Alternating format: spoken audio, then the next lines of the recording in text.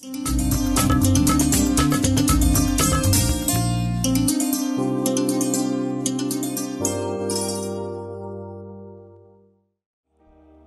சொல்லுகிறது, முன்னடப்போரும் பின் நடப்போருமாகிய திரளான ஜனங்கள் தாவீதின் குமாரனுக்கு ஓசன்னா, கர்த்தரின் நாமத்தினாலே வருகிறவர் ஸ்தோத்திரிக்கப்படத்தக்கவர், உன்னதங்களிலே ஓசன்னா என்று ஆர்ப்பரித்தார்கள். அல்லேலூயா, ஆர்ப்பரித்தார்கள். அதனாலே கர்த்தருடைய செட்டைகளின் நிழலிலே வந்திருக்கிற நமக்கு அவராலே அடைக்கலம் உண்டாகும், அவராலே பலன் உண்டாகும். ஆமென், அல்லேலூயா.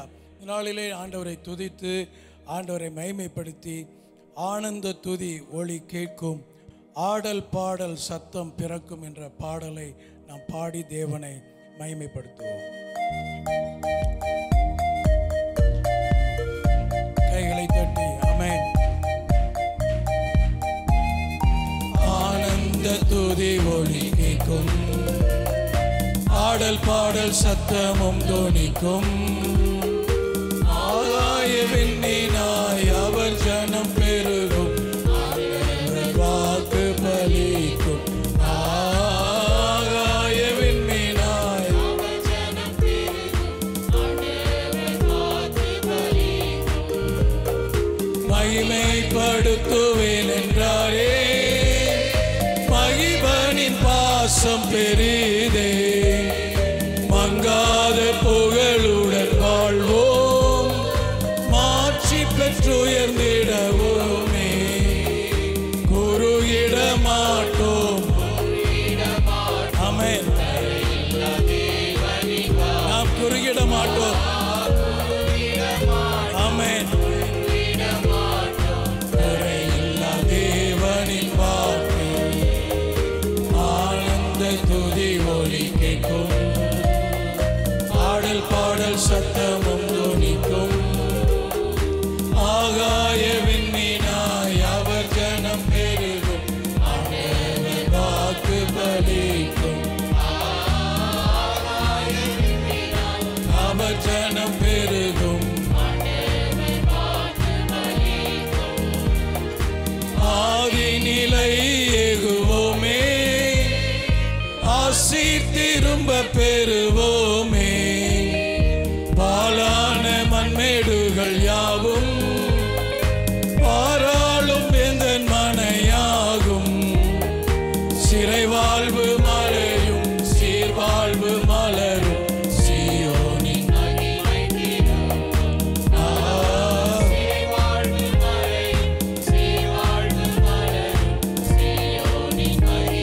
யாக்கோப்பு யாக்கோப்பு நடுங்கிடுவானோ, யாக்கோப்பின் தேவன் துணையே, அமெரிக்கை வாழ்வை அழைப்போ, ஆண்டவர் மார்பில் சுகிப்போ, பதறாத வாழ்வும்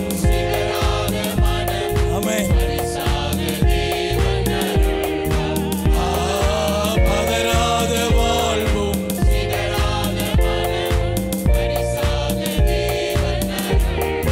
ஆறாத காயங்கள் ஆறும், ஆரோக்கியம் வாழ்வினில் மூடும், ஆற்றிய தேற்றும் நல்லாத போற்றிய பாதம். ஆமென், அநாதி தேவன் அடைக்கலம் பாரில். ஓ ஆமென், அநாதி தேவன் நம்முடைய தேவன், அநாதையாவதில்லை. S Lord.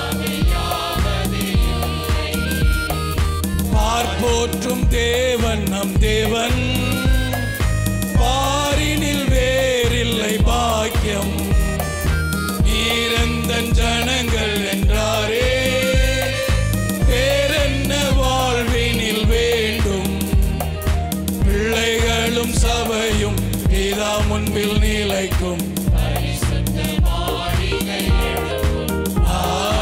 பிள்ளைகளும் சபையும்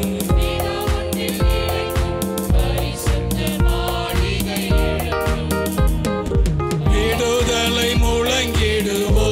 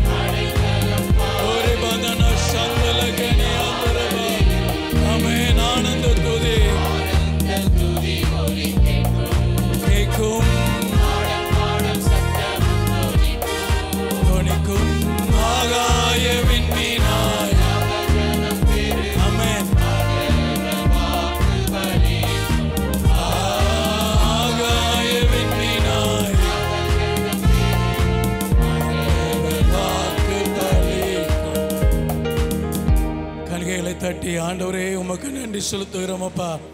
அனாதி தேவன் எங்களுக்கு அடைக்கலமாக இருப்பதினாலே, எங்களுக்கு நித்திய புயங்கள் எங்களுக்கு ஆதாரமாக இருப்பதினாலே நாங்கள் அனாதையாவது இல்லை, நாங்கள் சோர்ந்து போவதில்லை, நாங்கள் பலவீனப்படுவதில்லை, நாங்கள் மனமடிவாகுவதில்லை. எங்கள் தேவன் எங்களுக்காக பராக்கிரமம் செய்வீர் ஆண்டவரே, எங்களுக்காக யுத்தம் பண்ணுவீர், எங்களுக்காக வழக்காடுவீர், எங்களுக்காக சகலத்தையும் செய்து முடிக்கிற தேவன் எங்களுக்கு உண்டு, எங்களுக்கு உண்டு அப்பா. நீரே மகிமையான தேவன் ஆண்டவரே. நன்றியோடு நாங்கள் உம்மை துதிக்கிறோம்.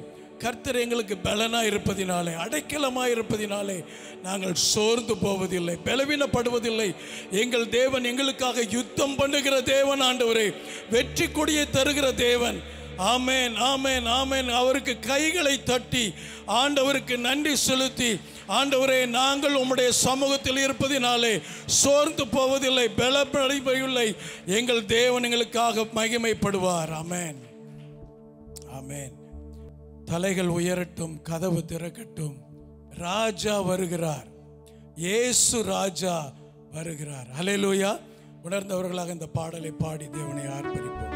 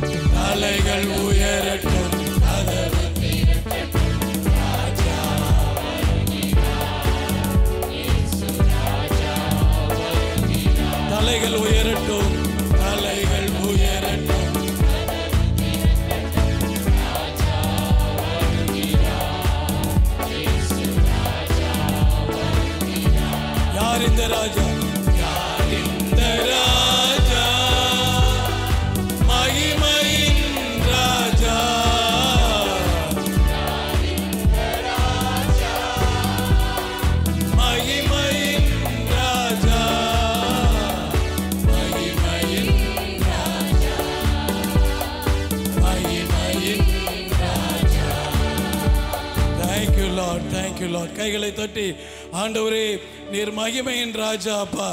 எங்கள் வாசல்களை தலைகளை உயர்த்தும் போது ஆண்டவர் உட்பிரவேசிக்கிறவர். ஆமென். கைகளை தட்டி ஆண்டவருக்கு நன்றி சொல்லுங்க, நன்றி சொல்லுங்க, துதிங்க. கொஞ்ச நேரம் ஆண்டவருக்கு மகிமைப்படுத்துங்க. ஆண்டவரே, நீர் மகிமைப்பட வேண்டும் அப்பா, நீர் மகிமைப்பட வேண்டும். எங்கள் சமூகத்திலே நீர் வர வேண்டும். எங்களுடைய ஆண்டவரே அறைக்குள்ளே நீர் வர வேண்டும். எங்களுடைய வேலை ஸ்தலத்திலே நீர் வர வேண்டும். எங்களுடைய குடும்பத்திலே நீர் வர வேண்டும் அப்பா.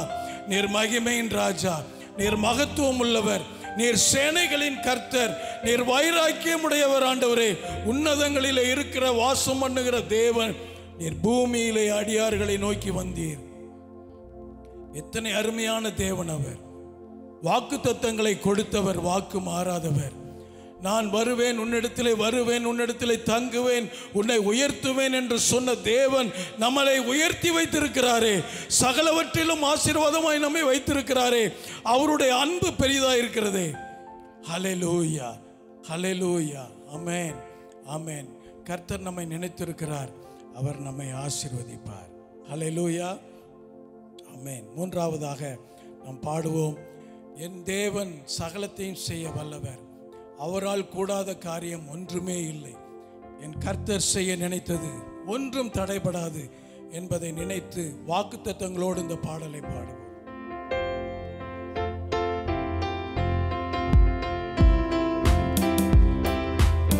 கைகளை தட்டி ஆமென்.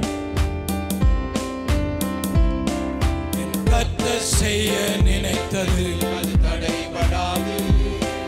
என் தேவன் என்னை ஆசீர்வதித்தால் ஆமென். என் கர்த்தர் செய்ய நினைத்தது அது தடைபடாது. ஆமென். என் தேவன் என்னை ஆசீர்வதித்தால் தடுப்பது யாரு? என் தேவனால் நான் உயருவேன், என் தேவனால் நான் பெருகுவேன், என் தேவனால் நான் உயருவேன், என் தேவனால் நான் பெருகுவேன். நிச்சயம் நடக்கும், நிச்சயம் நடக்கும். சுற்றியுள்ள கண்கள் அதை பார்க்கும், என்னை சுற்றியுள்ள கண்கள் அதை பார்க்கும். கலங்கி நின்ற போது கலங்காதே என்றாரே, நான் திகைத்து நின்ற போது நான் இருக்கிறேன் என்றாரே. கலங்கி நின்ற போது கலங்காதே என்றாரே, நான் திகைத்து நின்ற போது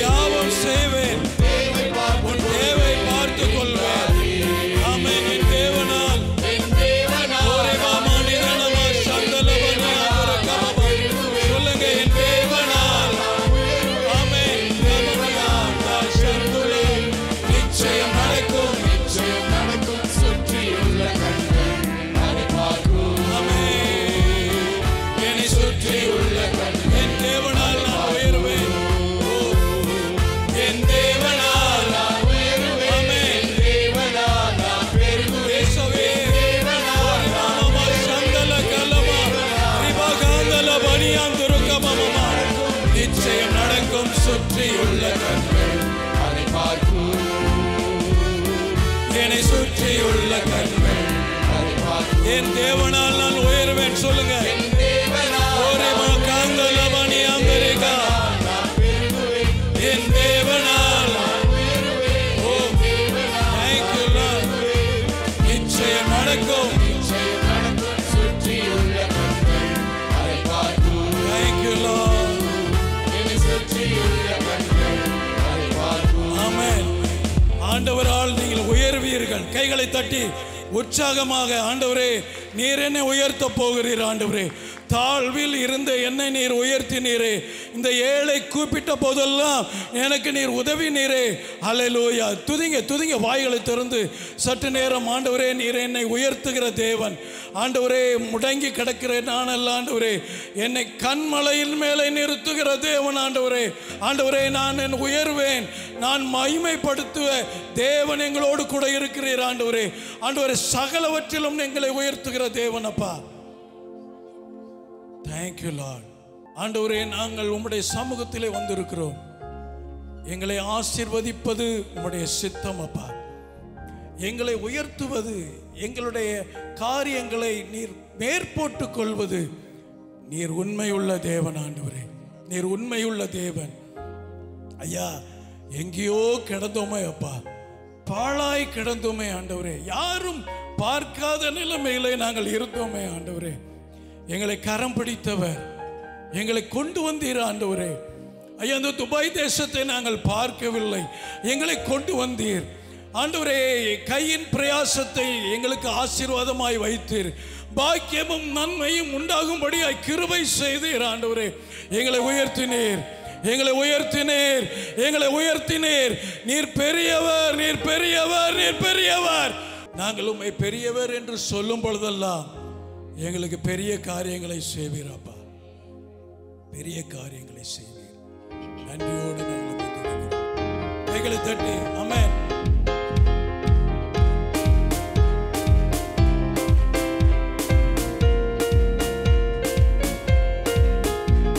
Yes, thank you Lord. பின்மாரியின் அபிஷேகம் மாம்சமான யாவர் மேலும் அதிகமாய் பொழிந்திடுமே.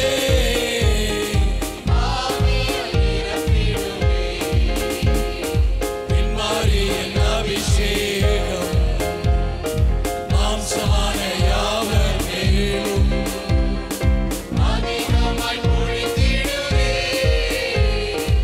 ஆவியாய் நிரப்பிடுமே. அக்கினியாய் இறங்கிடுமே. அக்கினியாவாக அமர்ந்திடுமே. பெரும் காற்றாக வீசிடுமே. ஜீவநதியாக பாய்ந்திடுமே. அக்கினியாய் இறங்கிடுமே. ஆமென். அக்கினியாவாக அமர்ந்திடுமே. பெரும் காற்றாக வீசிடுமே. ஜீவநதியாக பாய்ந்திடுமே. எலும்பு பள்ளத்தாக்கினில் ஒரு சேனையை நான் காண்கிறேன். அதிகாரம் தந்திடுமே. தீர்க்க தரிசனம் உரைத்திடவே. எலும்பு பள்ளத்தாக்கினில் ஒரு சேனையை நான் காண்கிறேன்.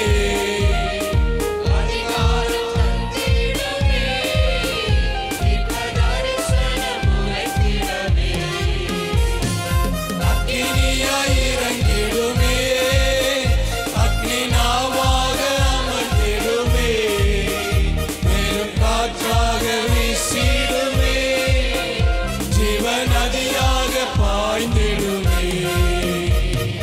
அக்கினியாய் இறங்கிடுமே. அக்கினியாவாக அமர்ந்திடுமே. பெரும் காற்றாக வீசிடுமே. ஜீவநதியாக பாய்ந்திடுமே. கர்மேல் ஜப வேளையில் ஒரு கையளவு மேகம் காண்கிறேன். ஆகாவும் நடுங்கிடவே. அக்னி மழையாக பொழிந்திடுமே.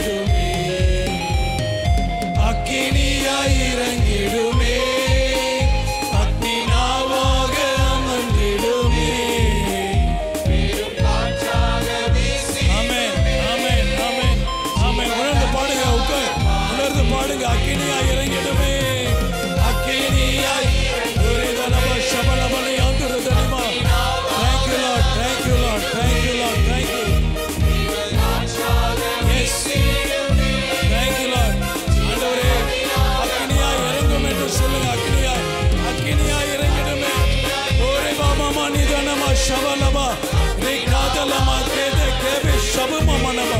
Thank you Lord, thank you Lord, thank you Lord. Hallelujah, hallelujah, hallelujah. Amen, amen. துதிங்க துதிங்க துதிங்க. ஒரே பாபா மனித நம ஷபலபா ரெபா கதல பணியா துரதனை மதனே சிரபா கரபா கதலை பெக்கரி பதரப துரதன வேதே ரெபா கபா மனித மனித நிஷமீரா ரெபா கதரதன மதனம. துதிங்க துதிங்க துதிங்க துதிங்க.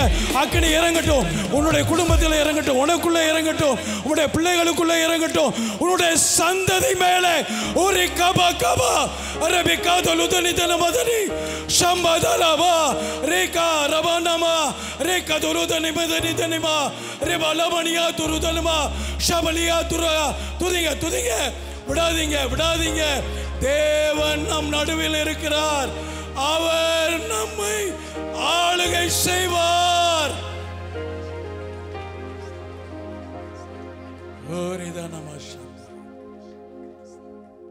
என்னை அக்கினியால் நிரப்புங்கப்பா, என்னுடைய வாழ்க்கையை நிரப்புங்க, என்னுடைய பிள்ளைகளை நிரப்புங்க ஆண்டவரே.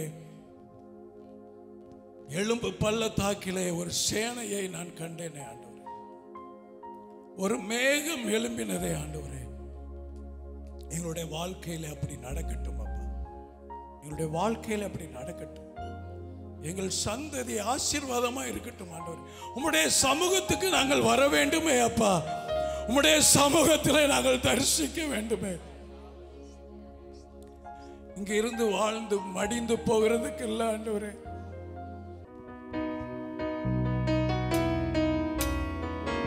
கண்களை மூடி உணர்ந்து ஆண்டவரே, எத்தனையோ நன்மைகளை எங்களுடைய வாழ்க்கையில செய்தீரே, நாங்க என்னத்தை செலுத்துவோம்? கண்ணீர் தான் ஆண்டவரே உமக்கு நன்றி சொல்கிறேன் தேவா, கணக்கில்லா நன்மை செய்தீரே.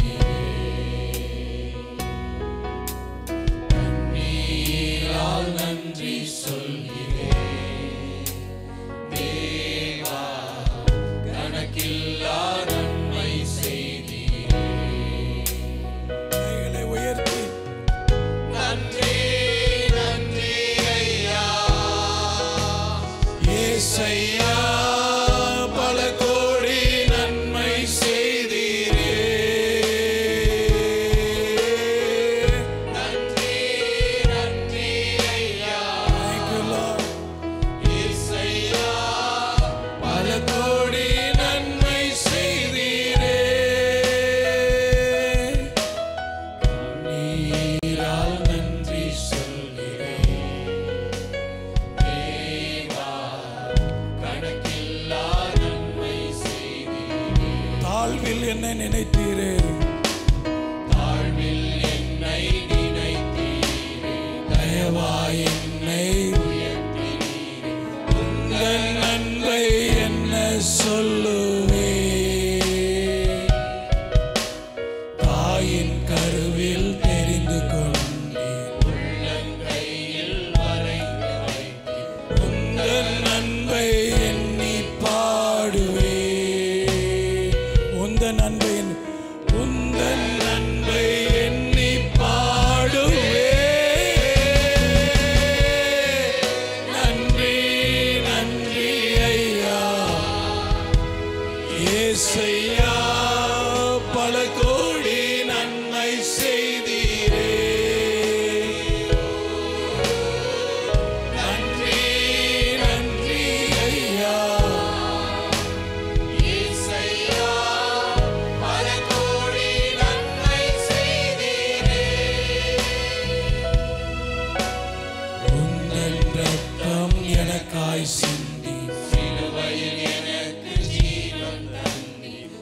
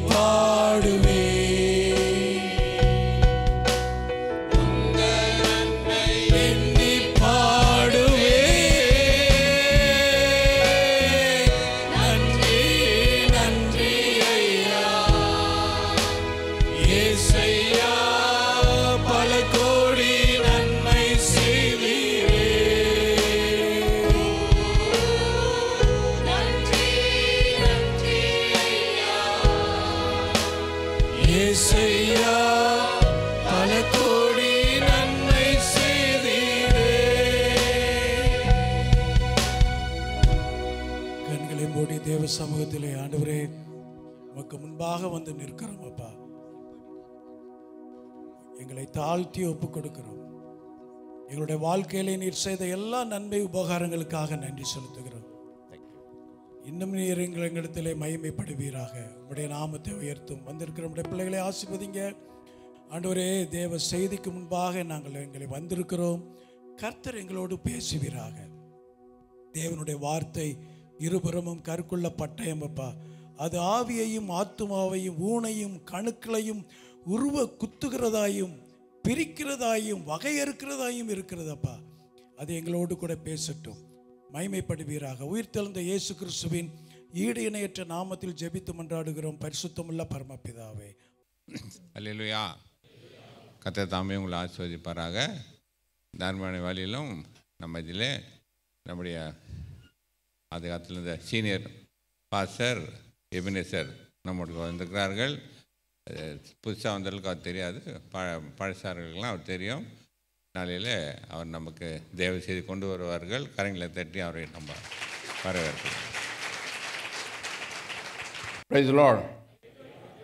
ரொம்ப நாட்களுக்கு பின்பு உங்களை பார்க்கும்படி தேவன் கிருபை செய்தபடினாலே நான் தேவனுக்கு நன்றி செலுத்துகிறேன். கடந்த நாட்கள் முழுவதும் எங்களுக்கு நல்லவராக இருந்தார், தேவைகளை சந்தித்தார். உமக்கு தேவனுக்கே நன்றி மகிமை உண்டாவதாக. இந்த நாளிலும் உங்கள் மத்தியிலே தேவனுடைய வார்த்தையை பகிர்ந்து கொள்ளும்படி தேவன் எனக்கு கிருபை பாராட்டினபடினால் நான் தேவனுக்கு நன்றி செலுத்துகிறேன். என்னோடு கூட ஆபகுக் புஸ்தகம் 3ஆம் அதிகாரம் 16ஆம் வசனத்தை நான் வாசிக்க. நான் கேட்டபோது என் குடல் குழம்பிற்று, அந்த சத்தத்திற்கு என் உதடுகள் துடித்தது, என் எலும்புகளில் உக்கல் உண்டாயிற்று, என் நிலையிலே நடுங்கினேன். ஆனாலும் எங்களோடே எதிர்க்கும் ஜனங்கள் வரும்போது இக்கட்டு நாளிலே நான் இளைப்பாறுதல் அடைவேன். Praise the Lord. அவர் சொல்றாரு, நான் கேட்ட பொழுது என் குடல் குழம்பிற்று, அந்த சத்தத்திற்கு என் உதடுகள் துடித்தன, என் எலும்புகளில் உக்கல் உண்டாயிற்று, என் நிலையிலே நடுங்கினேன் என்று சொல்கிறதை பார்க்கிறோம். எதை குறித்து அவர் இவ்விதமாக அச்சத்தோடு பேசுகிறார் என்று சொல்லி நம்ம பார்க்கும் பொழுது அதற்கு முந்தின வசனத்திலே பார்க்கிறோம். திரளான தண்ணீர் குவியலாகிய சமுத்திரத்துக்குள் உமது குதிரைகளோடே நடந்து போனீர். சமுத்திரத்தின் நடுவிலே நீர் குதிரையோடு நீர் நடந்து போனீர், குதிரைகளோடு நீர் நடந்து போனீர் என்று சொல்லுகிறதை பார்க்கிறோம். யார் அந்த சமுத்திரத்தின் நடுவிலே குதிரைகளோடு நடந்து போனது? நாம் வணங்குகிற தேவன். தேவன் இயேசு கிறிஸ்து அங்கே அவர் தண்ணீர்கள் மத்தியிலே குவியலாக சமுத்திரத்துக்குள் அவர் குதிரைகளோடு சென்றார் என்று பார்க்கிறோம். இஸ்ரவேல் ஜனங்கள் யோர்தானை கடந்து வரும் பொழுது தண்ணீர் அவர்களுக்கு முன்பாக இருக்கிறது, கரை புரண்டு ஓடுகிறது. தேவன் யோசுவாவை பார்த்து நடந்து போ என்று சொல்லி அவருடைய அவருடைய ஆசாரியர்களுக்கு கட்டளையிட்ட பொழுது தண்ணி ஓடிக்கொண்டுதான் இருக்கிறது, தண்ணி நின்றபாடில்லை. அவர்கள் கரங்களிலே அந்த கற்களை எடுத்துக்கொண்டு அவர்கள் என்ன பண்ணுகிறார்கள்? ஆற்றை கடக்க பிரயாசப்படுகிறார்கள். தண்ணீர் ஓடிக்கொண்டே இருக்கிறது. அவர்கள் போக, இன்னும் போக, நடந்து போக தண்ணீர்கள் மத்தியிலே அவை கரை புரண்டு ஓடுகிற தண்ணீர் நின்றது என்று சொல்லி பார்க்கிறோம். இவ்விதமாக தேவன் தண்ணீர் திரண்ட தண்ணீர்கள் மத்தியிலும் அவர் கடந்து செல்கிறவராக இருக்கிறார். பின்னாலே பார்வோன், முன்னாலே செங்கடல். நாங்கள் எப்படி போவோம் என்கிற சூழ்நிலையை அறியாதபடிக்கு இந்த இஸ்ரவேல் ஜனங்கள் நடந்து வந்து கொண்டிருக்கும் பொழுது எங்களை கொலை செய்யவா, எங்களை கொல்லவா இந்த வனாந்தரத்தில் கொண்டு வந்தீர் என்று சொல்லி அவர்களை நடத்தின மோசேயோடு கூட அவர்கள் வாக்குவாதம் பண்ணுகிறதை பார்க்கிறோம். மோசே தேவனை நோக்கி பார்த்த பொழுது, உன் கோலை நீட்டு என்றார். மோசே தன்னுடைய கோலை நீட்டின பொழுது தண்ணீர் இரண்டாக பிரிந்தது என்று பார்க்கிறோம். மோசேயுடைய கையில் என்ன இருந்தது? ப்ளோயராக இருந்தது. அவருடைய கையில் தண்ணீரை பிரித்து விடத்தக்கது பெரிய ஹெவி ப்ளோயர் வச்சா தண்ணியை தள்ளினாரு? இல்லை, வெறும் கோல், சாதாரண கோல், ஆடு மேய்க்கிற கோல். அந்த கோலை நீட்டின பொழுது தண்ணீர் இரண்டாக பிரிந்தது என்று சொல்லி பார்க்கிறோம். இந்த நாளிலும் கூட தேவன் நம்முடைய வாழ்க்கையிலும் அவ்விதமாக செய்ய வாஞ்சையுள்ளவராக இருக்கிறார். தேவன் அன்றைக்கு செய்தவர் இன்றைக்கும் நம்முடைய வாழ்க்கையிலே செய்ய வல்லவராக இருக்கிறார். அவருடைய மேன்மையை குறித்து வசனம் இவ்விதமாக சொல்லுகிறது. இயேசு கிறிஸ்து 13:8 பார்க்கிறோம். எபிரேயரிலே, நேற்றும் இன்றும் என்றும் மாறாதவராக இருக்கிறார். இயேசு கிறிஸ்து மாறாதவராக இருக்கிறார். அன்றைக்கு அற்புதத்தை செய்த தேவன் இந்த நாளிலும் கூட நம்முடைய வாழ்க்கையிலே அற்புதங்களை செய்ய வல்லவராக இருக்கிறார். ஒருவேளை நம்முடைய கரங்களிலே பெரிய ஒரு விடுதலை இல்லை, நம்முடைய கரங்களிலே ஒரு வலிமையான ஆயுதம் இல்லை, ஆனால் நம்முடைய கையிலே இருக்கிறது ஒரு உலர்ந்த ஒரு கோலாக இருக்கலாம். அந்த கோலை நீட்டு என்று சொல்லும் பொழுது தேவன் அங்கே தண்ணீரை பிரித்து விட்டார். அவர்கள் உலர்ந்த தரை வழியாய் கடந்து சென்றார்கள். மழை கொஞ்ச நேரம் பெய்துட்டு அந்த மழை நின்றுச்சுன்னா அந்த தரை எப்படி இருக்கு? ஈரமாக இருக்குது, சேராக இருக்கிறது. அதில் நம்ம காலை வைக்கிறதுக்கே பயமாக இருக்குது. இப்போ தானே பெய்து, மழை நின்று போச்சு, மழை நின்று போச்சு, ஆனால் தரை எப்படி இருக்கு? சேராக இருக்கிறது என்று பார்க்கிறோம். கால் வைக்க தயங்குகிறோம். ஏன்? அது நம்முடைய கால்களிலே ஒட்டி கொள்ளுமோ என்று. ஆனால் ஆண்டாண்டாய் இருந்த தண்ணீர் அது பிரிந்த பொழுது அவர்கள் உலர்ந்த தலை வழியாய் நடந்து சென்றார்களாம். உலர்ந்த தரை, சேரும் இருக்க வேண்டிய, சேராக இருக்க வேண்டிய அந்த தரையானது அது உலர்ந்த தரையாக இருந்தது பார்க்கிறோம். தேவன் அற்புதத்தை செய்தார், தண்ணீரை பிரித்தார். தண்ணீரை பிரித்ததோடு கூட தரையை உலர்ந்து போகும்படி செய்தார் என்று சொல்லி பார்க்கிறோம். அவர்கள் பயந்து நடுங்கவில்லை, அவர்கள் துணிவாக இறங்கி அக்கறைப்பட்டார்கள் என்று பார்க்கிறோம். இதையே செய்யும்படிக்கு வேறொரு கூட்டம் பின்னாக வருகிற எகிப்தியர்கள் கடந்து போக பிரயாசப்பட்ட பொழுது அவர்களால் முடியவில்லை.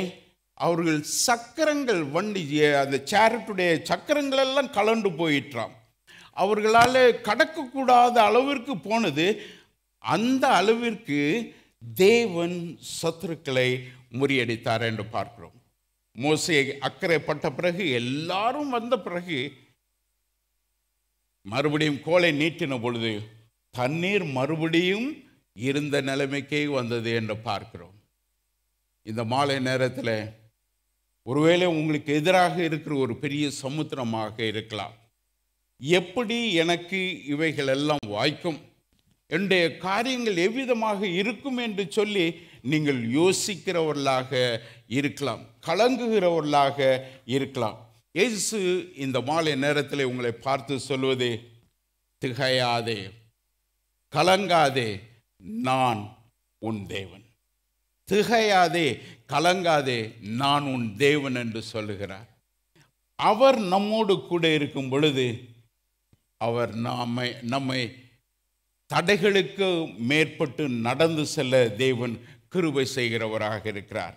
இங்கே பார்க்கிறோம், தேவன் சமுத்திரத்தின் வழியாக குதிரைகளிலே சென்ற அந்த செய்தியை கேட்ட இந்த பக்தனுடைய வாழ்க்கையிலே அவர் சொல்லுகிறார், என்னுடைய குடல் குழம்பி போயிற்று, அந்த சத்தத்துக்கு என்னுடைய உதடுகள் துடித்தது, என் எலும்புகளில் உக்கல் உண்டாயிற்று, என் நிலையிலே நான் நடுங்கினேன் என்று சொல்கிறதை பார்க்கிறோம். அத்தனை பயங்கரமான காட்சியை அவர் கேட்டார்.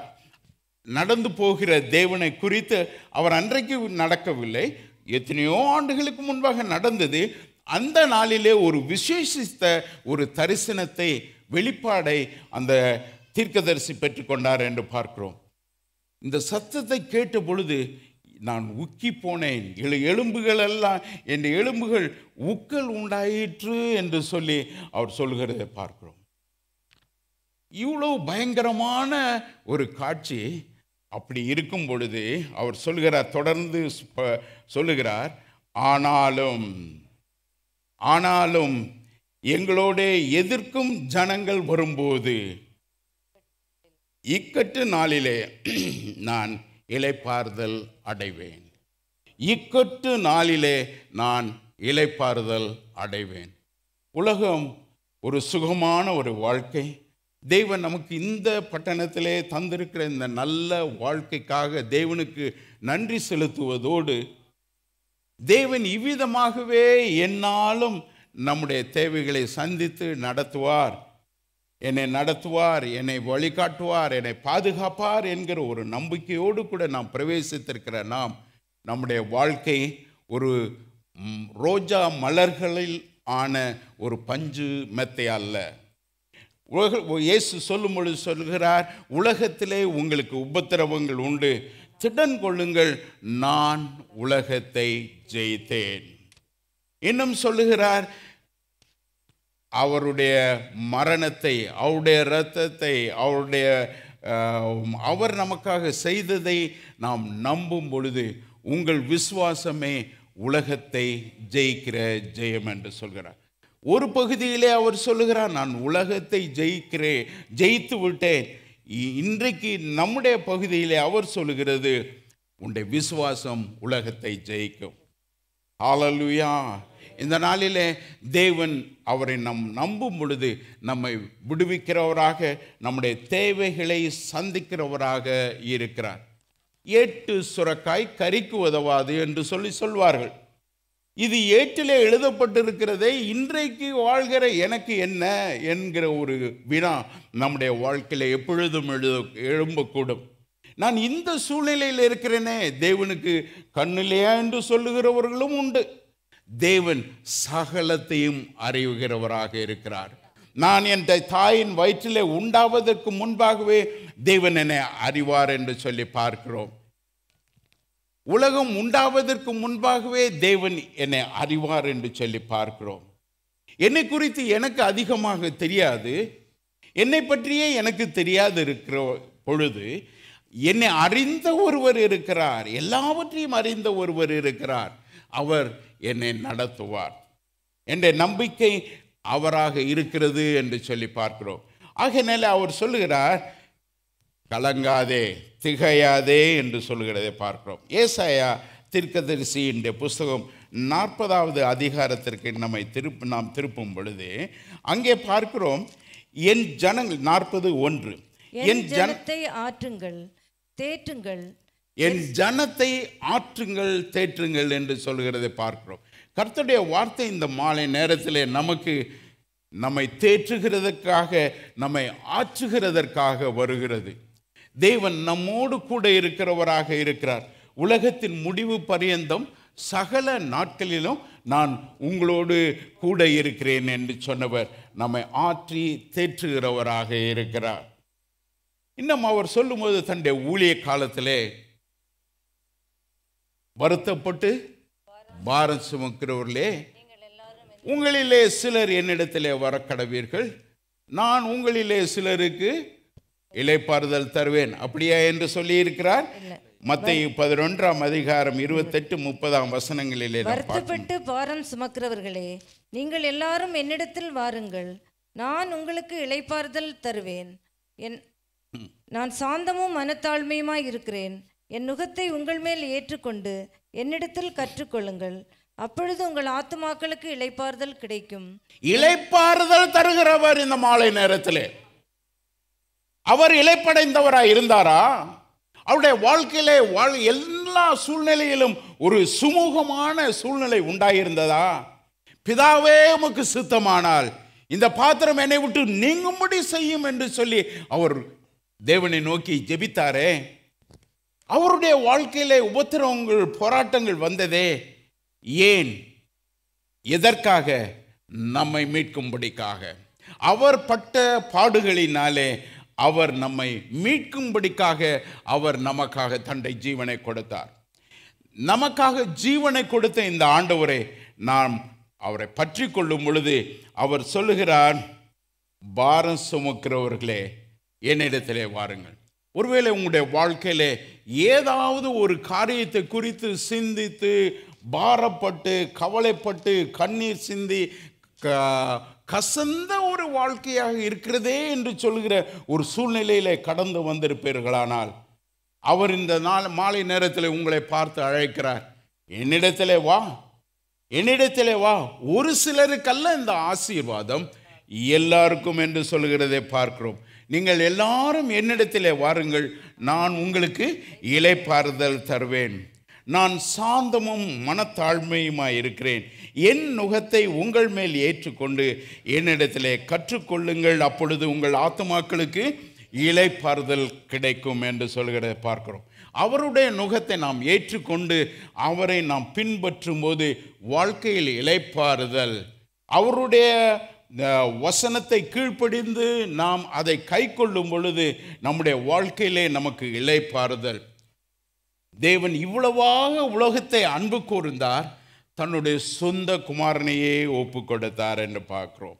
God so loved the world, he gave his only begotten son, that whoever believes on him should not perish but have eternal life. நமக்கு நித்திய ஜீவனை கொடுக்கும்படிக்கு தன்னுடைய குமாரனை அனுப்பினார் என்று பார்க்கிறோம். வேதனைகளின் மத்தியிலே கண்ணீர்களோடு கூட அவர் வேண்டுதல் செய்த பொழுது அவருக்கு கிடைத்த பதில் என்ன? தேவன் கைவிட்டு விட்டாரோ? இயேசுவை கைவிட்டு விட்டாரோ? தன்னுடைய குமாரனை கைவிட்டு விட்டாரோ? அல்ல, இதற்காகவே அவரை இந்த உலகத்திற்கு அனுப்பினார். தேவன் தன்னுடைய இயேசு கிறிஸ்து தன் சிந்தின இரத்தத்தினாலே உங்களையும் என்னையும் விலை கொடுத்து வாங்கியிருக்கிறார். நாம் ஏதோ எதேர்ச்சியாக வந்தவர்கள் அல்ல, எதேர்ச்சியாக இந்த உலகத்தில் வந்தவர்கள் அல்ல. இப்படி இருந்தால் நலமாயிருக்குமே, அப்படி இருந்தால் நலமாயிருக்குமே என்று சொல்லி நாம் எண்ணுகிறோமே. நாம் நலமாயிருக்கும்படிக்கு அந்த வழிகளிலே நான் நடக்க வேண்டும் என்று சொல்லி விரும்புகிறோமே. உங்களுடைய நினைவுகள் என் நினைவுகள் அல்ல, உங்களுடைய வழிகள் என்னுடைய வழிகளும் அல்ல. வானத்திற்கும் பூமிக்கு எவ்வளவு உயரமாக இருக்கிறதோ அவ்வளவாக உயரமாக இருக்கிறது என்று சொல்லி பார்க்கிறோம். நம்முடைய வழிகளும் அவருடைய வழிகளும் வித்தியாசமானவைகள். அவர் சொல்லுகிறார், நீ பிறக்கிறதற்கு முன்பாகவே நான் உன்னை அறிவேன், உன் தாயின் வயிற்றில் உண்டாவதற்கு முன்பாகவே நான் உன்னை அறிவேன் என்று சொல்லுகிறதை பார்க்கிறோம். இவ்வளவு துல்லியமாக அறிந்த தெய்வத்திடத்தில் ஏனோ தானோ என்றா சொல்லி நாம் வரப்போகிறோம்? அவரிடத்தில் நாம் முழு இருதயத்தோடு கூட, நம் திறந்த மனதோடு கூட நாம் வரும் பொழுது அவர் நம்முடைய தேவைகளை சந்திக்கிறவராக இருக்கிறார், இளைப்பாறுதல் கொடுக்கிறவராக இருக்கிறார். நான் உங்களை திக்கற்றவர்களாக விடேன், நான் போகிறது உங்களுக்கு நலமாயிருக்கும். யோவான் 14ஆம் அதிகாரத்தில் நாம் பார்க்கிறோம், நான் உங்களை திக்கற்றவர்களாக விடேன், நான் போகிறது உங்களுக்கு பிரயோஜனமாக இருக்கும் என்று சொல்கிறதை பார்க்கிறோம். நான் போவேனே ஆகில் நான் என்ன செய்வேன்? தேற்றரவாளனை அனுப்புவேன் என்று சொல்கிறதை பார்க்கிறோம். தேற்றரவாளனை நான் அனுப்புவேன், அவர் வந்து உங்களை சகல சத்தியத்திற்குள்ளும் நடத்துவார் என்று பார்க்கிறோம். நீங்கள் இதுவரைக்கும் என் நாமத்தினாலே ஒன்றையும் கேட்கவில்லை, கேளுங்கள், அப்பொழுது உங்கள் சந்தோஷம் நிறைவாயிருக்கும்படிக்கு பெற்றுக்கொள்வீர்கள் என்று சொல்லுகிறதை பார்க்கிறோம். என் நாமத்தினாலே நீங்கள் எதை கேட்டாலும் அதை தருவேன் என்று சொல்லுகிறதை பார்க்கிறோம். என்னத்தை கேட்க போகிறோம்? பொல்லாதவர்களாய் நீங்கள் உங்கள் பிள்ளைகளுக்கு நல்ல காரியங்களை அறிந்திருக்கும் பொழுது பரமபிதாவானவர் தம்மிடத்தில் வேண்டிக் கொள்ளுகிறவர்களுக்கு பரிசுத்த ஆவியை கொடுப்பது அதிக நிச்சயம் அல்லவா? ஒருவன் தன் தகப்பனிடத்திலே சென்று எனக்கு அப்பத்தை கேட்கும் பொழுது அவனுக்கு கல்லை கொடுப்பானா? மீனை கேட்டால் பாம்பை கொடுப்பானா? முட்டையை கேட்டால் அவனுக்கு தேலை கொடுப்பானா? பொல்லாதவர்களாகி நீங்கள் உங்கள் பிள்ளைகளுக்கு நல்ல காரியங்களை கொடுக்க அறிந்திருக்கும் பொழுது பரம பிதாவானவர் அவரிடத்தில் வேண்டிக் கொள்கிறவர்களுக்கு பரிசுத்த ஆவியை கொடுப்பது அதிக நிச்சயம் அல்லவா என்று பார்க்கிறோம். அவருடைய பரிசுத்த ஆவியானுடைய மற்றொரு பெயர் என்ன? தேற்றரவாளன். நம்மை தேற்றுகிறவர். எப்படி தேற்றுகிறார் நமக்கு தெரியாது. ஆவியினால் பிறந்தவனும் அப்படியே இருக்கிறான் என்று பார்க்கிறோம். காற்று வீசுகிறது, காற்றுடைய சத்தத்தை கேட்கிறீர்கள், ஆனாலும் காற்று எங்கே இருந்து வருகிறது எங்கே போகிறது என்று சொல்லி தெரிகிறதில்லை. அப்படியே ஆவியினால் பிறந்தவனும் இருக்கிறான் என்று பார்க்கிறோம். நமக்குள்ளே இருக்கிற மனுஷன் நம்முடைய கண்களுக்கு புலப்படுவதில்லை. நமக்குள்ளே இருக்கிற அந்த தேவன் படைத்த அந்த ஆத்மா நாம் கண்ணாலே பார்க்கிறதில்லை. அதை நாம் வளர்க்க வேண்டும் என்று சொல்லி பார்க்கிறோம். சிறு பிள்ளையாய் இருக்கும் பொழுது நாம் பால் கொடுத்து வளர்ந்தது போல தேவ களங்கம் இல்லாத தேவ ஞானப்பாலாகிய தேவனுடைய வசனத்திலே வாஞ்சியாய் இருங்கள் என்று சொல்லி பேதுரு சொல்கிறதை பார்க்கிறோம். ஐயா, உங்களுடைய வாழ்க்கைக்கு எனக்கு தேவன் கொடுக்கிற சத்து, தேவன் நமக்கு கொடுக்கிற பலன் தன்னுடைய வார்த்தையில் இருக்கிறது. இந்த நாளிலே நாம் எத்தனை வேதத்தை தேவ வசனத்தை நாம் சிந்தித்திருக்கிறோம். நேபுகாத் என்ற ஒரு மனுஷன் இருந்தான். அந்த ராஜா, அவன் பெரிய ராஜாவாக இருந்தான். அந்த ராஜா அவன் ஒரு சொப்பனம் கண்டு சொப்பனத்தையும் மறந்து விட்டான். சொப்பனத்துக்கு யார் எனக்கு அர்த்தம் சொல்வார்கள் என்று சொல்லி அவன் ஜனங்களை பார்த்து கேட்கிறான். அங்கே இருக்கிற ஞானிகளை, அங்கே இருக்கிற கூறி சொல்லுகிறவர்களை எல்லாரையும் அழைத்து என் சொப்பனத்தை சொல்லு, சொப்பனத்துக்கு அர்த்தத்தையும் சொல்லு என்று சொல்லும் பொழுது அவர்களால் ஒன்றும் சொல்ல முடியாதவள் அவள் சொல்லுகிறார்கள், வானத்திலிருந்து உண்டான தேவன், மனிதர்களுக்குள்ளே வாழாத ஒரு தேவன், அவர் தான் உங்களுக்கு சொல்ல முடியும். நீங்கள் மனுஷனிடத்தில் ஒரு அரிதான ஒரு காரியத்தை கேட்கிறீர்களே என்று சொன்ன பொழுது அங்கே தானியேல் குறுக்கிடுகிறதை பார்க்கிறோம். தானியேல் ராஜாவினிடத்தில் உத்தரவு பெற்றுக்கொண்டு அவன் தன்னுடைய நண்பர்களோடு கூட இந்த காரியத்தை பகிர்ந்து கொள்ளும் பொழுது தேவன் அவனுக்கு வெளிப்படுத்தினார் என்று பார்க்கிறோம். எப்படி ஒரு மனுஷனுக்குரியவைகளை அறிய வேண்டுமானால் மனுஷனுடைய ஆவி வேண்டும். மிருகங்களுடைய காரியங்களை அறிந்து கொள்ள மிருகங்களுடைய ஆவி வேண்டும்.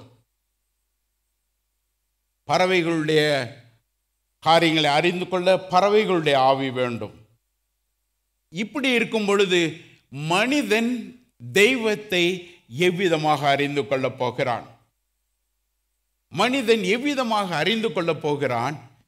ஆகையினால தான் அவர் தன்னுடைய ஆவியானோரை கொடுத்தார் என்று சொல்லி பார்க்கிறோம்.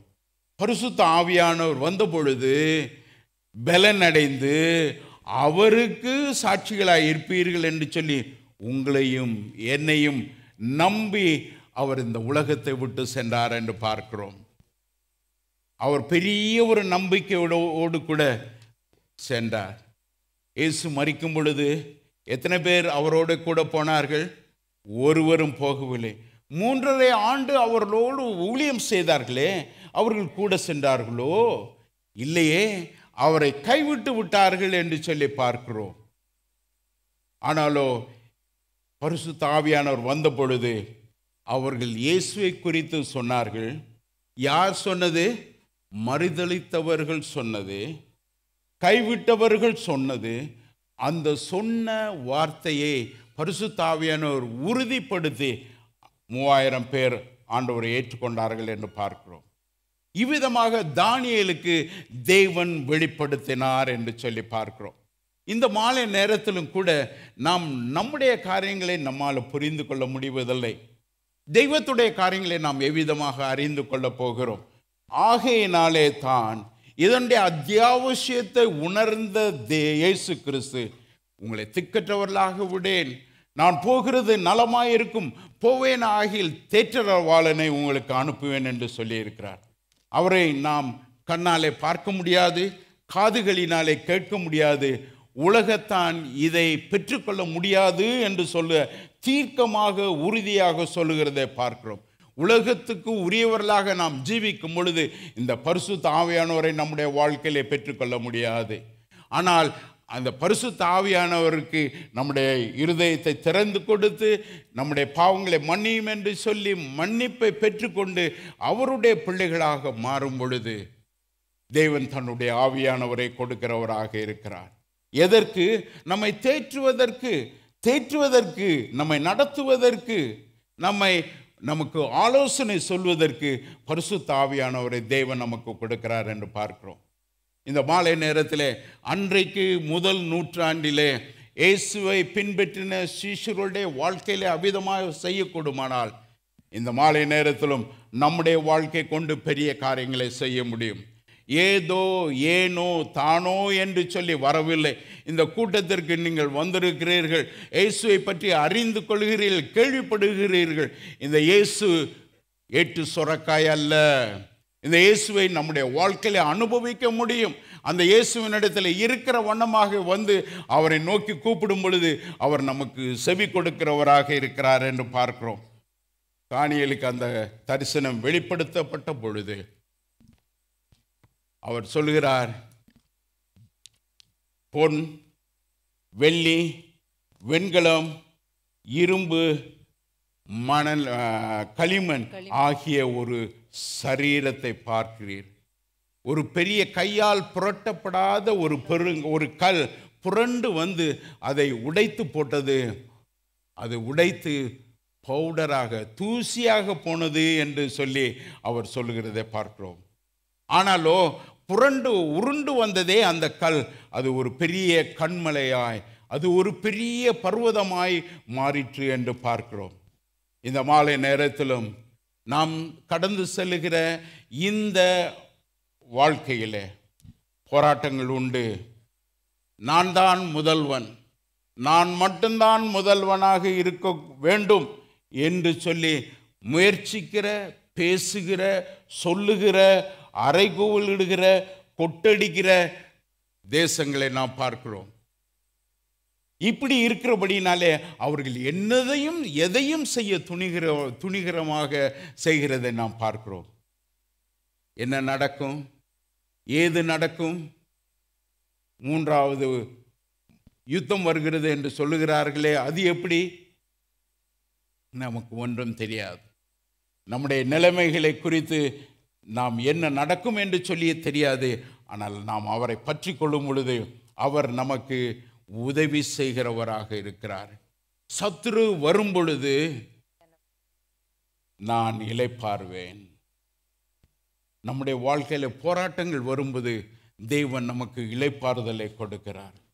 உக்கி போய் பயந்து போய் நடுங்கி இருக்கிற அந்த மனுஷன் சொல்லுகிறான், சத்துரு வரும் பொழுது நான் இளைப்பாறுவேன்.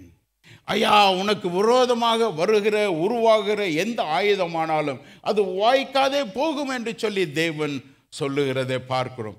இது அவருடைய ஊழியக்காரரின் சுதந்திரம் என்று சொல்லி பார்க்கிறோம். தேவன் உங்களையும் என்னையும் பார்த்து ஊழியக்காரர்கள் என்று சொல்லி அழைக்கிறார். நம்மை பார்த்து நம்முடைய கரங்களிலே ஒரு உத்தரவாதத்தை கொடுத்திருக்கிறார். Go into all the world and preach the gospel. உலகம் முழுவதும் போய் இந்த நல்ல செய்தியை சொல்லு என்கிற ஒரு கட்டளையை தேவன் நமக்கு கொடுத்திருக்கிறார். நான் நிறைவானவன், நான் தேறினவன், எனக்கு என்னுடைய வாழ்க்கையில ஒரு குறைவும் இல்லை என்கிறவனை அல்லாதயா, மறுதலித்தவன், 3 முறை சத்தியம் பண்ணினவன், அவனை கொண்டு தேவன் செய்தார் என்று பார்க்கிறோமே. இந்த மாலை நேரத்திலும் கூட ஐயா, நீங்கள் எதேர்ச்சியாக வரவில்லை.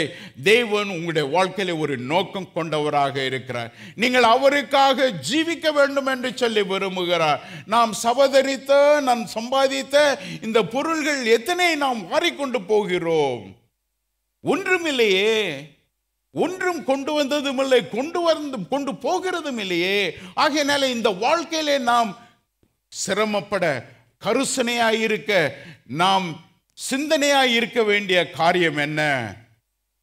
ஒரு நாள் வருகிறது, அந்த நாளிலே இயேசு திரும்ப வரப்போகிறார். அந்த இயேசுவை சந்திக்க இன்றைக்குத்தான் ஆயத்த நாளுங்க. நம்முடைய போராட்டங்களை பார்த்து நாம் சுருங்கி போக அல்ல, அவர்கள் எதிர்நீச்சல் போடும்படிக்கு தேவன் நம்மை அழைத்திருக்கிறார்.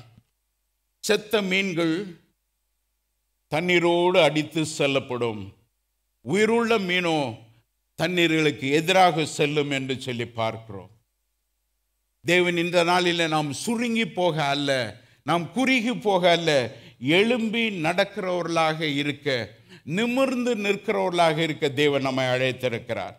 அவர் அந்த எப்படி ஆறுதல் அடைந்தார், எப்படிப்பட்ட சூழ்நிலையிலே அந்த தீர்க்கதரிசி சென்றார் என்று சொல்லி பார்க்கும் பொழுது அவர் சொல்கிறார், ஒன்றும் இல்லைங்க, எல்லாம் வீணா போச்சு. 17ஆம் வசனத்தில் சொல்றாரு, அத்திமரம் துளிர் விடாமற் போனாலும்.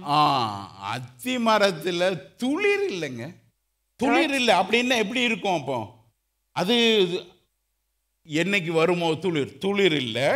திராட்சை செடிகளில் பழம் உண்டாகாமற் போனாலும். பழம் இல்லை, திராட்சை செடி இல்லை.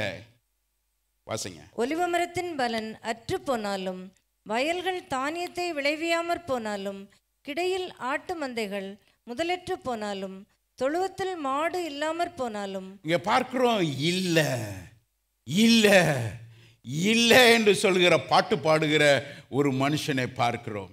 இது இல்லை, அது இல்லை, எனக்கு மரம், அத்தி மரம் துளிரே விடலை, திராட்சை செடியில் பழமே இல்லை, ஒலிவ மரம் ஒன்றுமே பலன் கொடுக்கல, என் வயலில் ஒன்றுமே விளையலைங்க. எப்படி இருக்கும் அந்த மனுஷனுடைய வாழ்க்கை? எவ்விதமாக இருக்கும்? இல்லை இல்லை இல்லை. இந்த நாளில் ஒருவேளை உங்களுடைய வாழ்க்கையில் இது இல்லை அது இல்லை என்று சொல்லி வந்திருப்பீர்களானால், ஒரு நல்ல செய்தியை நான் உங்களுக்கு சொல்லட்டும். அந்த தேவன் உங்களோடு கூட இருந்து உங்களுடைய இல்லாமையை இருக்கிறதாக அவர் மாற்றுவார். இல்லாதவைகளை இருக்கிறவைகள் போல அழைக்கிற தேவன் நீங்களும் நானும் வணங்குகிற தேவன். இல்லாதவைகளை இருக்கிறவைகள் போல. இல்லையா? சட்டியில் இருந்தாலே தானே அகப்பையில் வரும். சட்டியில இல்லையே, என்ன பண்ணுவேன்? இல்லாமையிலிருந்து இருக்கிறவைகளை போல அழைக்கிற தேவன். இந்த மாலை நேரத்தில் உங்களுடைய வாழ்க்கையில் இல்லை என்கிற ஒரு பாடல் உண்டாயிருக்குமே ஆனால், இப்படியாக இருக்கிறதே என்று சொல்லி புலம்பல் உண்டாயிருக்குமானால், உங்களுடைய தேவன் இந்த நாளிலே அவர் உங்களை விடுவிக்கிறவராக, உங்களுடைய வாழ்க்கையிலே சமாதானம் கொடுக்கிறவராக, இளைப்பாறுதலை உங்களுக்கு தருகிறவராக இருக்கிறார். தொடர்ந்து நாம் வாசிக்கும் பொழுது, நான் கர்த்தருக்குள் மகிழ்ச்சியாயிருப்பேன், என் ரட்சிப்பின் தேவனுக்குள் களி கூறுவேன். ஆமென். என் தேவனுக்குள் நான் மகிழ்ச்சியாயிருப்பேன், என் ரட்சிப்பின் தேவன் அவருக்குள்ளே களி கூறுவேன் என்று சொல்லி பார்க்கிறோம். நம்முடைய தேவன் ரட்சிக்கிற தேவனாக இருக்கிறார். அவர் சொல்லுகிறதை நாம் வாசித்தோம் அல்லவா? மத்தேயுவிலே 28வது வசனம், நீங்கள் என்னிடத்தில் வாருங்கள், நான் உங்களுக்கு இளைப்பாறுதல் தருவேன். யாருக்கு யாருக்கு சொல்றாரு? சந்தோஷமா இருக்கவங்களுக்கா?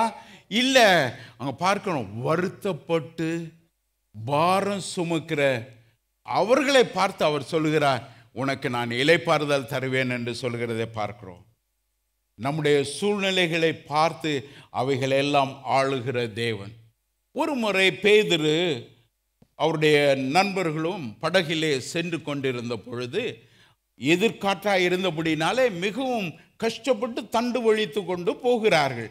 அவர்கள் போகிற அந்த நேரத்திலே இயேசு அங்கே சாயந்தரம் ஜெபம் பண்ணும்படி மலையிலே ஏறினவர் அதிகாலையிலே 4 மணி வரைக்கும் ஜெபித்து கொண்டிருந்திருக்கிறார்.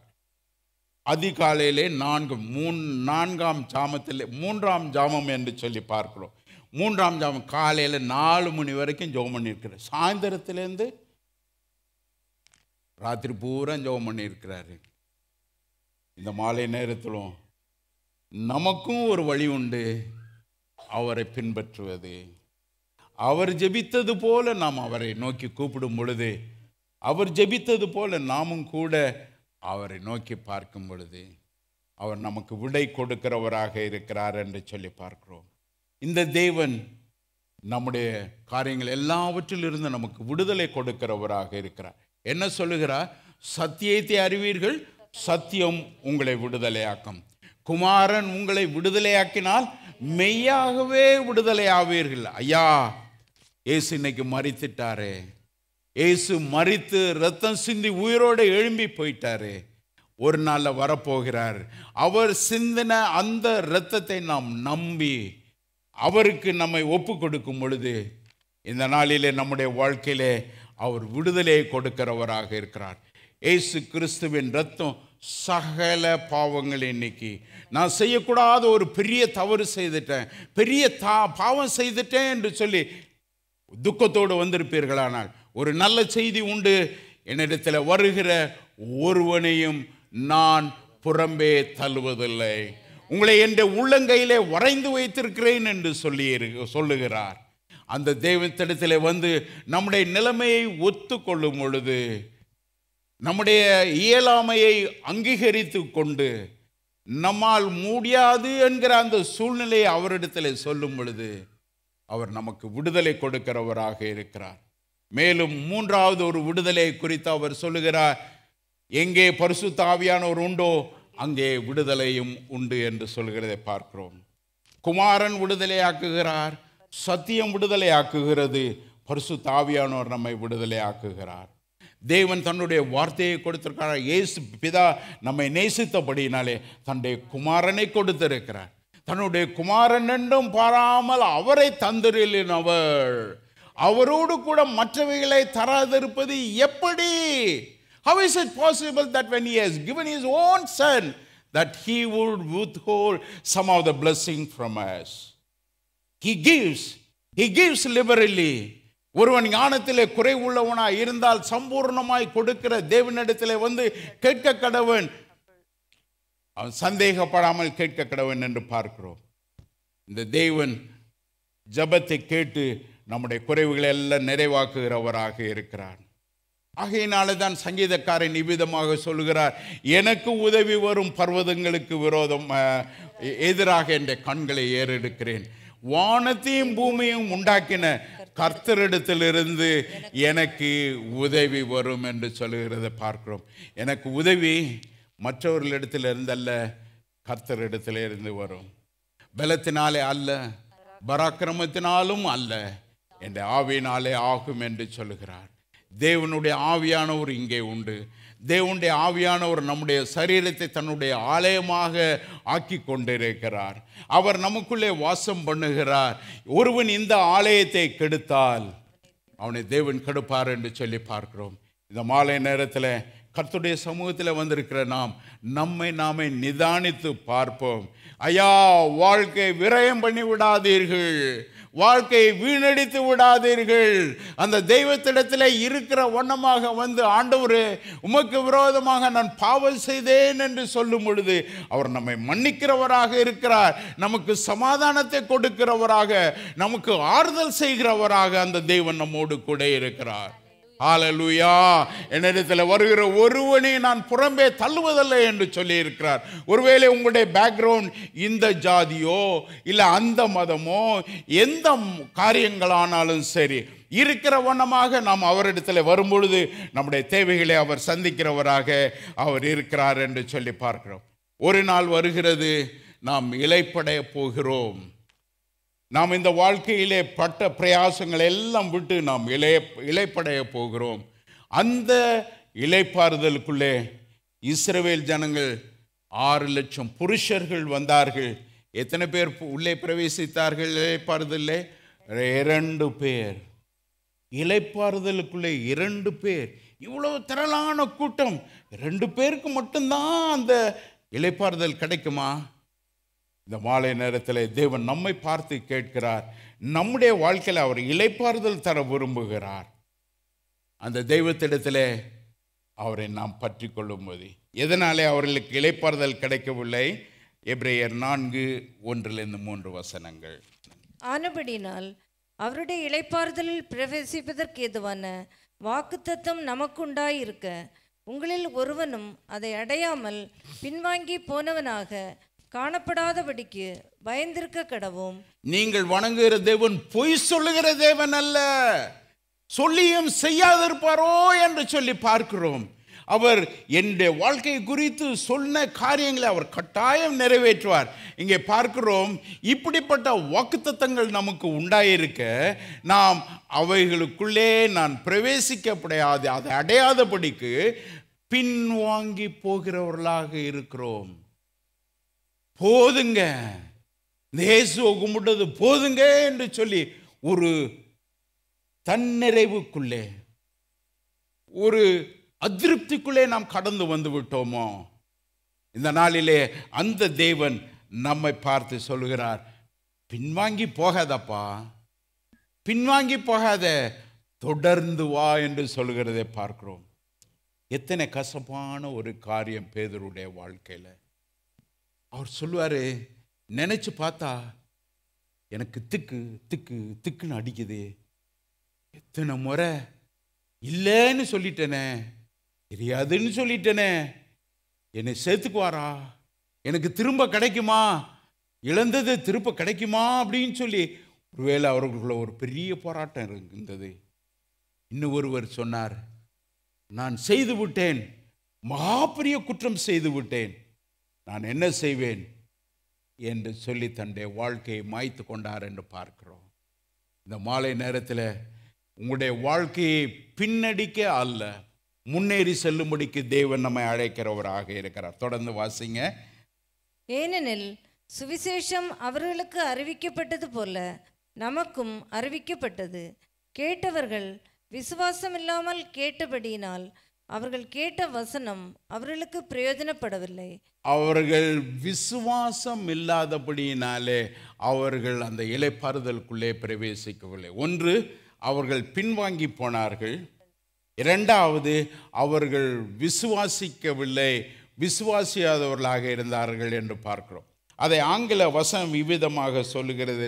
எபிரேயர் 4:2 unto us was the gospel preached as well as unto them, but the word preached did not profit them, not being mixed with faith in them that heard it. அவர்கள் கேட்ட வசனத்தை அவர்கள் மிக்ஸ் பண்ணலையா? எப்படி மிக்ஸ் பண்ணுறது?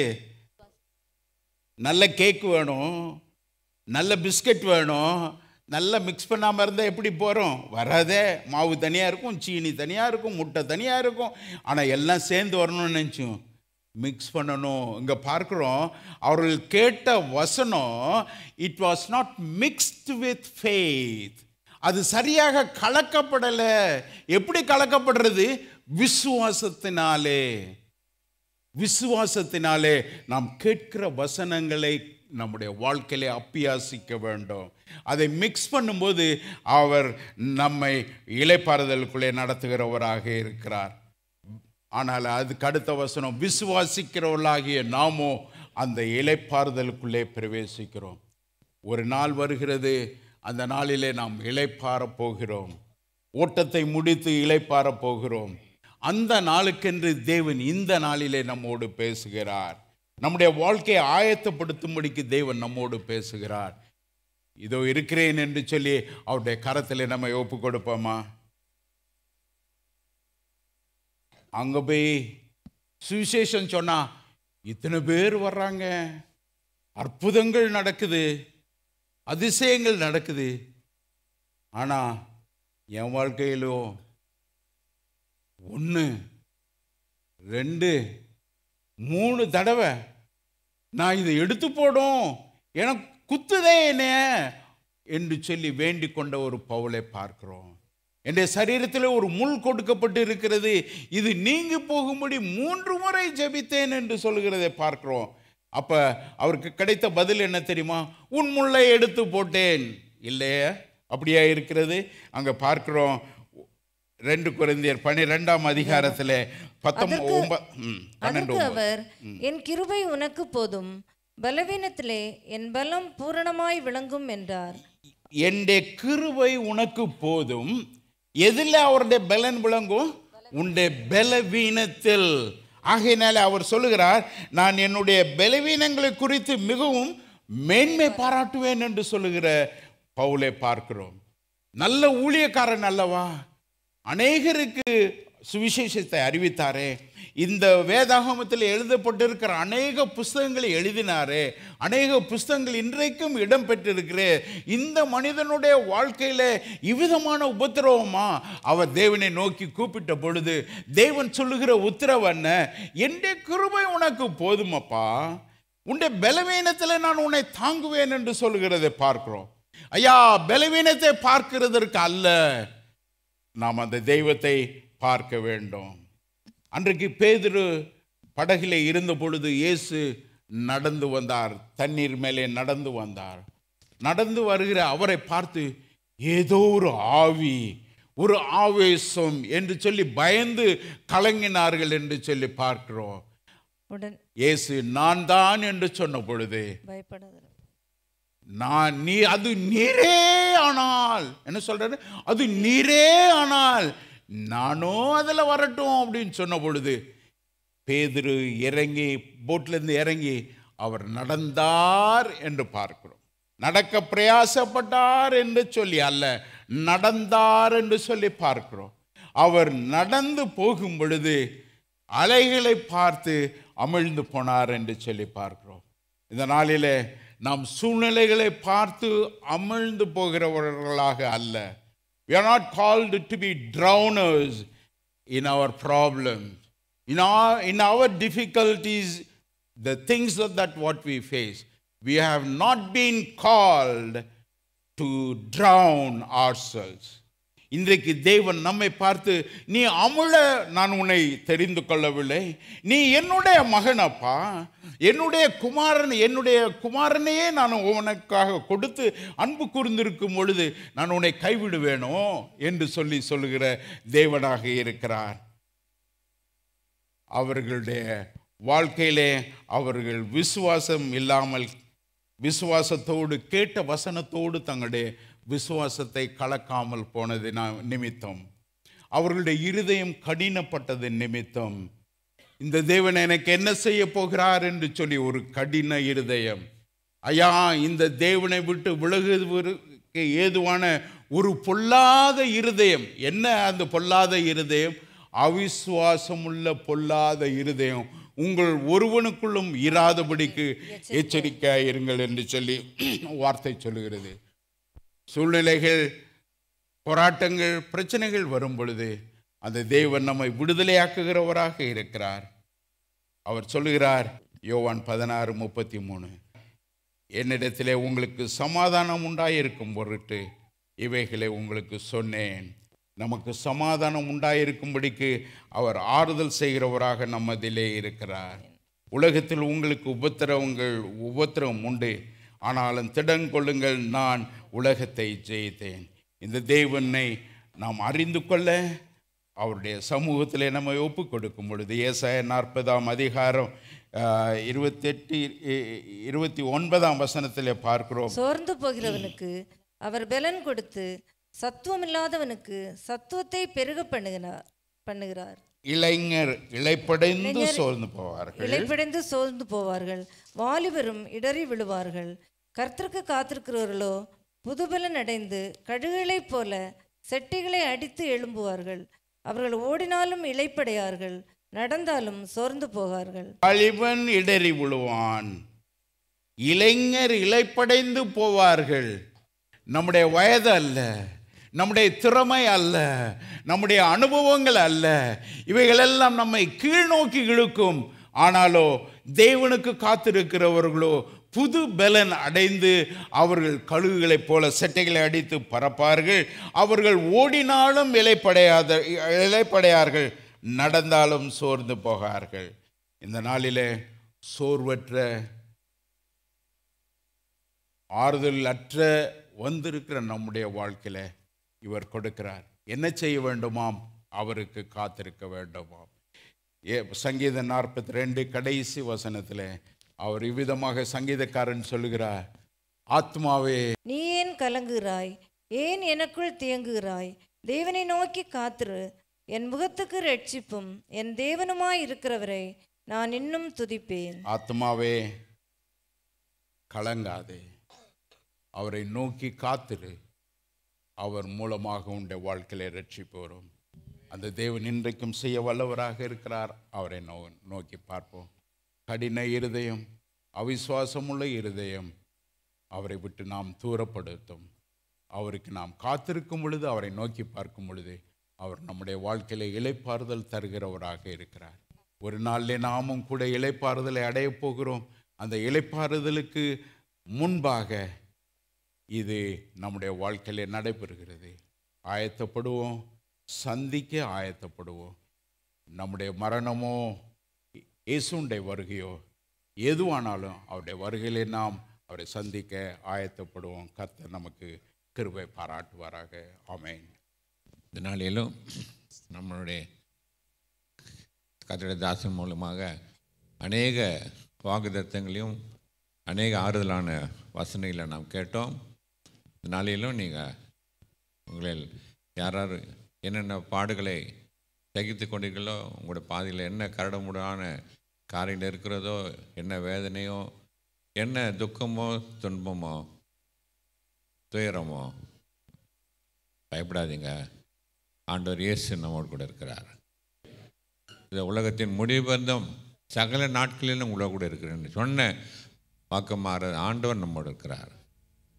நீங்கள் எந்த அளவுக்கு விசுவாசிக்கிறீங்களோ அவரே உங்கள் வாழ்க்கையில் மகிமையான காரியத்தை செய்வார். கலைக்கு போக வேண்டாம். ஆண்டவர் இயேசு நேற்றும் இன்று என்றும் மாறாத நம்முடைய ரட்சகர் இயேசு நம்மோடு கொண்டிருக்கிறார். நம்ம திகைத்து கலங்கி பயந்து இருக்கும்போது நம்மை ஆட்டி தேற்றி நம்மை வழிநடத்துகிறதாக ஆண்டவர் நமக்கு பரிசுத்த ஆவியை தந்திருக்கிறார். அது மட்டுமல்ல, அநேக வாக்குத்தத்தங்களை ஆண்டவர் கொடுத்திருக்கிறார்.